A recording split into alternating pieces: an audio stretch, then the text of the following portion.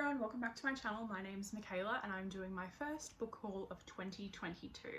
I've got a few different books from several different genres here. I've got some sci-fi, some YA, some romance, contemporaries. I think I've got maybe like a fantasy in there.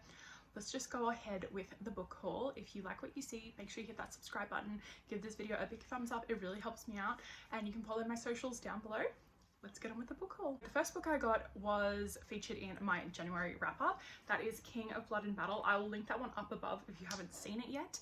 You can hear my thoughts on this. I will tell you my favorite thing about this book is probably the cover. This one's by Scarlett St. Clair. It's definitely getting a lot of buzz. Everywhere said one Book Talk, BookTube. I know that a lot of people are reading it. If you want to hear more in-depth kind of my thoughts on it, like I said, you can check out that video. This next book I read years and years ago. It's had definitely a resurgence in the book community lately. I definitely think it's warranted. Every time I need to cry, or if I have anyone be like, tell me what an emotional book is, it's always this one, The Song of Achilles by Madeline Miller. This is the story of Achilles and Patroclus, and it will rip your heart out of your ass. It's the best way I can describe it, honestly. It is the saddest book.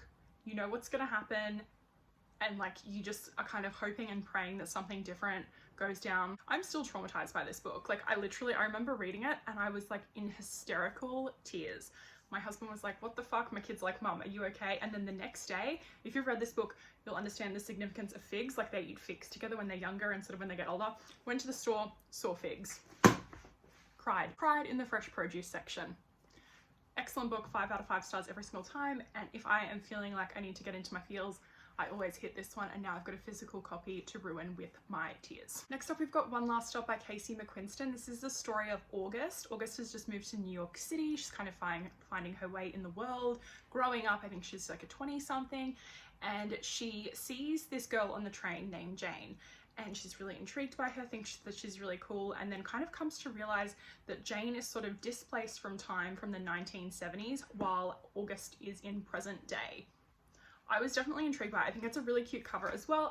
I'm like a bit of a fan of these kind of like chick flicky cartoon covers, a lot better than like the bulging muscles of, you know, like dudes like, okay, we get it, you don't eat and you have a six-pack, good for you. I'm really interested in this one. I kind of love books that are almost like magical realism with a little bit of like, you know, that kind of sci-fi sort of twist. So I'm excited to see how this one plays out. I'm hoping that it's a happy ending because we all want happy endings in our romances, don't we? Just kidding, sometimes I love to be fucking frustrated. I also picked up The Charm Offensive by Alison Cochrane.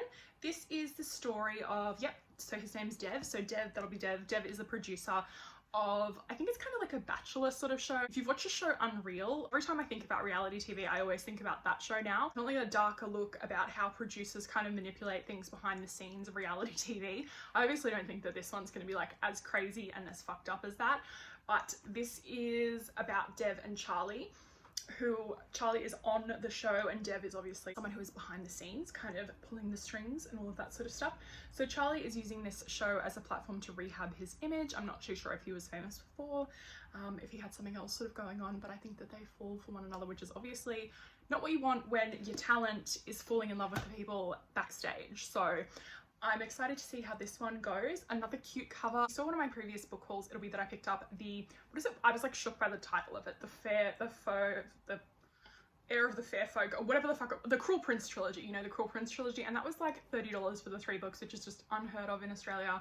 Books are so expensive. Like this steaming pile of shit cost me $22. I'm still fucking, I'll be going on about that for a year. So when I saw another trilogy for $30, I was like, well, I've got to buy it, you know, regardless of how it is. But I do think that I will enjoy them. I have heard that like there are some problems probably with the 2nd and the 3rd book, but I'll just wait and see. I'll let you guys know. That this is called the Curse Breakers trilogy, and it includes the books Curse So Dark and Lonely, Heart So Fierce and Broken, and A Vow So Bold and Deadly. And I think that they follow different couples, maybe.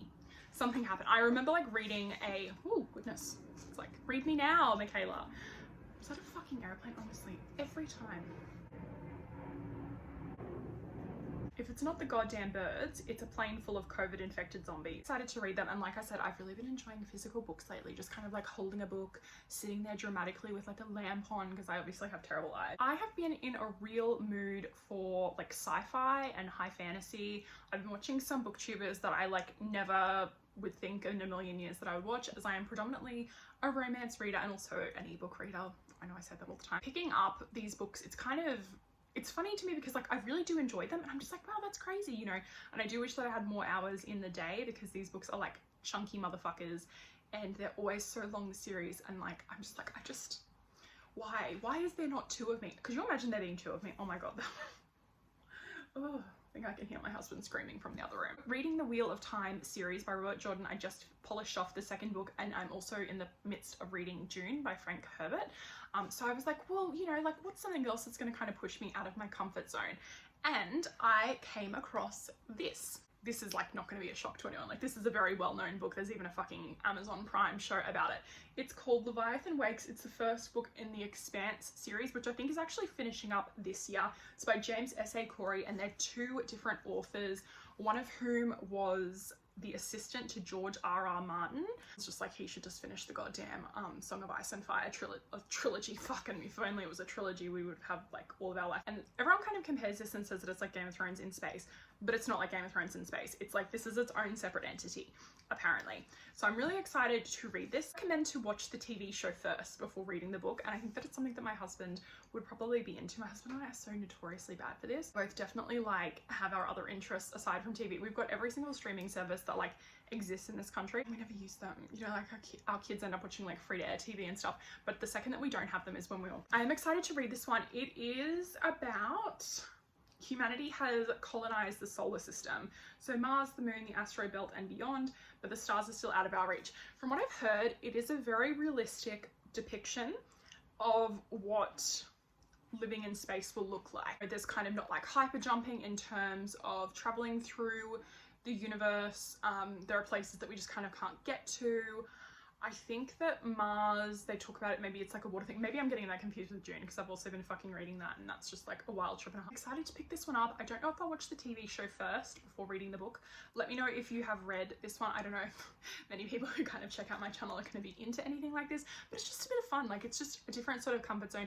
Plus it gives me something to talk to actual adults about. Do you know what I mean? Like when I'm on the playground and I have these mums and they're just like, oh, so what sort of stuff are you into? I'm like, I'm into people getting railed by 5 dudes at once. Give me a thumbs up if you love a reverse harem as much as this bitch. Next up, I love this cover so much. Yet another cute little cartoon one. It is called Cupcake by Cookie O'Gorman. I just grabbed this one yesterday while I was out shopping with my friend. It is about a girl, I think she's plus size, I want to say. Someone puts her name down for Homecoming Court. It just sounds like a cute little YA sort of book. And then there's a guy who's, I think it's like a grumpy sunshine sort of thing. Reese Castle is a strong silent type who always wears a frown. He's certainly never smiled at me, and I bet like Reese has a crush on her. Like Reese, get a better coping strategy. This is 2022, you know? Like we don't pull pigtails here. We're just like, hey bitch, you want to go out? Maybe don't call her bitch. Maybe you could call her bitch if it's sort of like a darker romance. That's a whole other video, guys. We've got another Margaret Rogerson book here. I think that this is actually the start of a series. So her other books that I read, The Enchantment of Ravens, and then I've got Sorcery of Thorns behind me there, which I want to check out this month as well. This is called Vespertine, and it is about Artemisia. She's training to be a Grey sister, and then there's something with an ancient power that is unleashed. But yeah, like I said, this is kind of her first in a series. I don't think that she's done that before, or not to my knowledge, nothing that I've heard of or have on my TBR. To just pick this one up, it was cheap. It was like 12 bucks. You're never gonna find a book for fucking 12 bucks unless you get a big W like I did yesterday. So run, don't walk. If you're in Australia and you want to watch this, read this. Maybe it'll be a good TV show. Maybe my subconscious is telling me that. Is that rain? Are you kidding? Honestly. God said Michaela is too powerful for YouTube, obviously. This last one has a different cover, and that's why I was like spun out when I saw it, but it is called The Bone Spindle by Leslie Vedder. I think that this is about a treasure hunter named Fee, and she's going to prick her finger on an old spindle and she's going to awaken the ghost of Prince Briar Rose. So it's like a gender swapped, the fuck is that bitch? Sleeping Beauty. But she comes across Shane. So Shane is a axe-wielding huntswoman, and I'm pretty sure she falls for Shane. Spin on the Sleeping Beauty Briar Rose fairy tale. I think it is the first in a series as well. I have heard this described as like an Indiana Jones sort of vibe with a little bit of like, you know, old school fairy tales. So I'm really excited to get to that one as well. Thank you so much for watching. Let me know in the comments down below if you've read any of these books, if any of them are going to be on your TBR. Also, let me know if you want to do any buddy reads or anything. Slide into my DMs on Instagram. I've currently got one from a guy asking if I want to be a sugar baby for $1,000 a week. I think I'm going to have to get him to bump that up if he wants all of this licious. So let me know if you have been inspired to pick up any sci-fi after I've done a terrible fucking job of explaining it. Thank you so much for watching. I hope that you're having a wonderful day wherever you are in the world. Lots of love, hugs and kisses. Mwah! Bye!